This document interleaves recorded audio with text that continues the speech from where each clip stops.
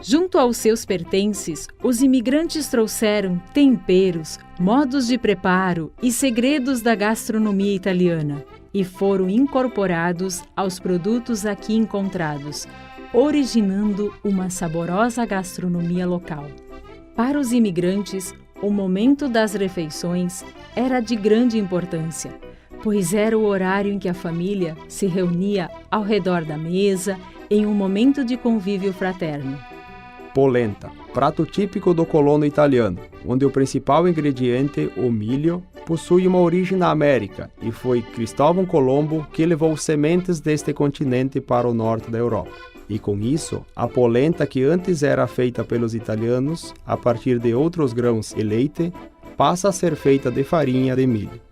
Na vinda para o Brasil, os imigrantes italianos levaram a polenta junto com a sua cultura, sendo o prato principal para sustentar toda a família. Por muitas vezes foi motivo de zombaria, por ser comida de pobre, mas o colono sempre teve a polenta como base do seu sustento. Com um saco de milho, em cima do cavalo, ia no moinho. Lá embaixo, no Rio Putinga, tinha um moinho. Ia a cavalo buscar farinha. O arroz também, levava o milho e depois vinha para casa com farinha. Todo dia tinha polenta. Só de domingo que não tinha. De domingo, então, que se fazia o pão de sábado, então domingo tinha pão. No início da colonização, a polenta acabou sendo um dos alimentos principais, pois o pão era escasso. Mas um dos testemunhos mais fortes dos antepassados são as construções dos moinhos coloniais, que tornaram o pão mais presente na alimentação dos imigrantes. As edificações faziam parte das comunidades e prestavam o serviço do descasque do arroz e, principalmente, a moagem do milho e do trigo para a produção das farinhas. Mamãe fazia pão uma vez por semana. Ela fazia esse pão no forno de barro. E daí, para começar, ela fazia o fermento num litro. Com farinha, batatinha, uma moela de galinha. Fazia o dia antes e botava no litro e botava no fogão. E daí, o dia seguinte eu fazia o pão bem cedo, só que precisava um dia inteiro, né, para ele fermentar. E enquanto o pão fermentava, ela ia para as capoeiras pegar lenha, para fazer fogo no forno, pegar uma vassoura verde para varrer as brasas, né? Depois quando o pão estava pronto, mas precisava um dia inteiro, né? E ela cozinhava esse pão, amassava o pão, fazia os pão e botava nas palhas, só nas palhas.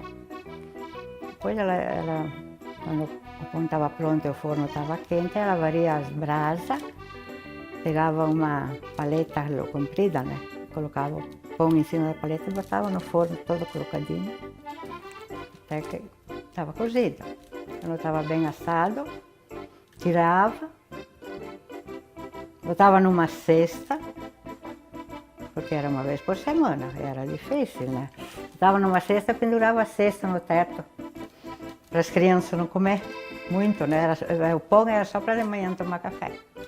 Plantava trigo, o meu pai.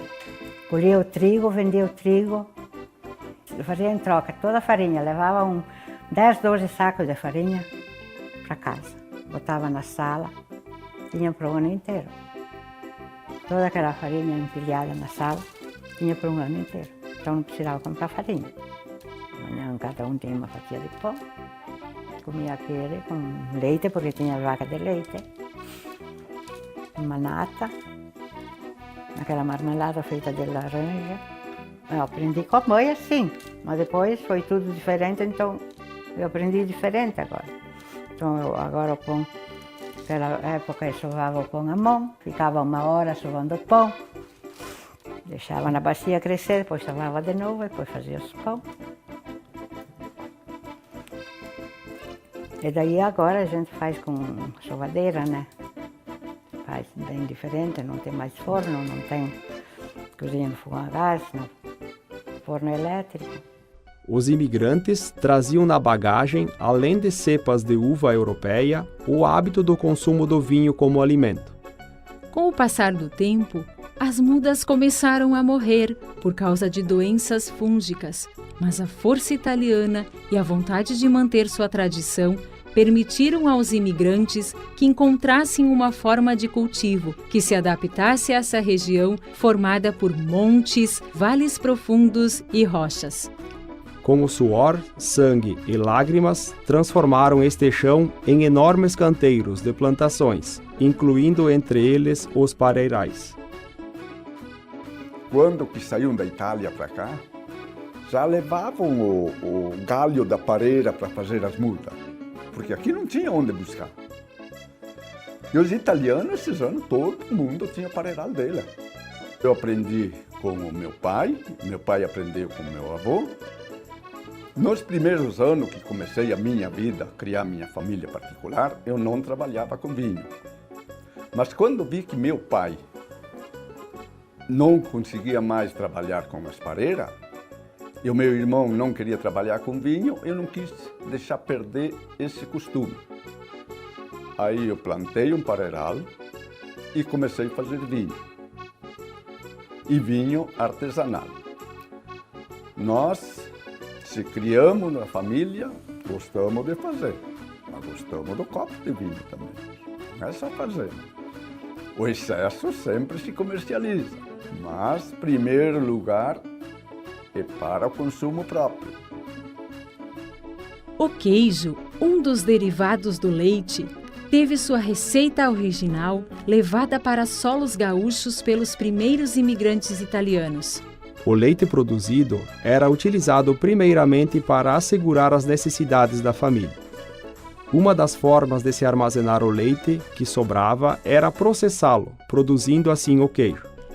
Essa tradição só foi possível ser mantida à mesa do imigrante italiano pelo cuidado com os animais, como a vaca, que além de fornecer o leite, a nata, a manteiga, o queijo, a puína ricota e a carne, também era utilizada nos trabalhos pesados da lavoura, para puxar o arado, a eslita ou a zorra e a carroça para o transporte de alimentos, utensílios e equipamentos. Como nós era uma família muito grande, 12 irmãos, né? Isso precisava ter alguma coisa para colocar na mesa também, né? Então o principal alimento era o queijo, né? E foi aí que eu comecei a ficar interessada em fazer queijos, sempre acompanhando a minha mãe, né? Aí veio me acompanhando isso desde a infância, né? Aí eu cuidava como a minha mãe fazia, ela já preparava o coalho natural em casa. Então agora esses queijos eu faço, não é mais com coalho que faz em casa, no caso agora ele é industrial, né? Mas ainda eu continuo fazendo os queijos, é tudo artesanal, tiro o leite à mão, né? Hoje a gente pode ver que dá para fazer de vários tipos também, né? Dá para fazer com temperos, né? Para ele ficar mais saboroso, o queijo envelhecido. Com as dificuldades em conservar os alimentos que existiam na época pela falta de geladeiras ou objetos semelhantes, a conservação, principalmente das carnes de porco, eram feitas por meio da imersão na gordura do próprio animal. Com a escassez de alimento, o torresmo, que era separado da banha, era aproveitado como aperitivo.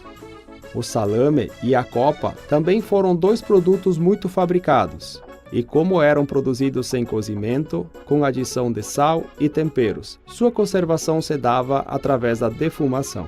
Quando que se matava um porco, as tripas, se lavava tudo as tripas do porco para usar. Não se comprava nada. E sacar a carne nas tripas do porco, fazia o salame. Se matava o porco, comia hoje de manhã.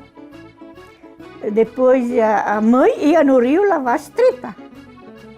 Para fazer, aprontar, botar sal, limão, assim, para tirar o gosto. E depois se fazia o salame, ainda aquele dia. E todos os irmãos ajudavam mais velho, né, ajudar para fazer. Você fazia fumaça para secar ele. Um par de dias depois ele ficava ali. Fazia salame, codeguinho, morcia. A gente, quando que matava um porco, cozinhava toda a carne e botava dentro de um panelão, embaixo da banha. E tu tirava os pedaços que precisava, quando que era para comer. Só. Para amanhã com a polenta. Em meio à vida dura dos nossos imigrantes, além das grandes polentas para alimentar os filhos, aos poucos o queijo, o pão, o salame e o copo de vinho também foram fazendo parte das refeições da mesa das nossas famílias. Esses alimentos foram trazidos e aperfeiçoados pelos imigrantes e continuam presentes na nossa culinária até hoje, sendo pratos típicos do nosso Filó.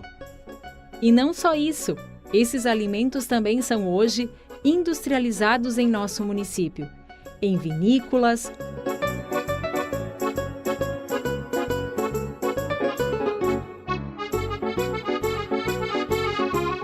moinhos,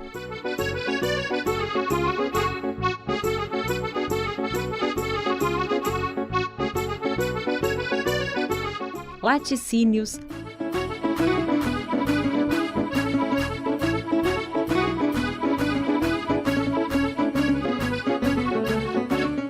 padarias,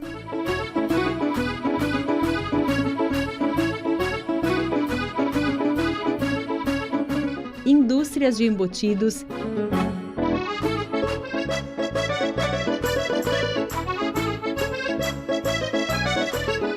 e outros que fazem parte da evolução de Dr. Ricardo, com geração de empregos e o desenvolvimento econômico.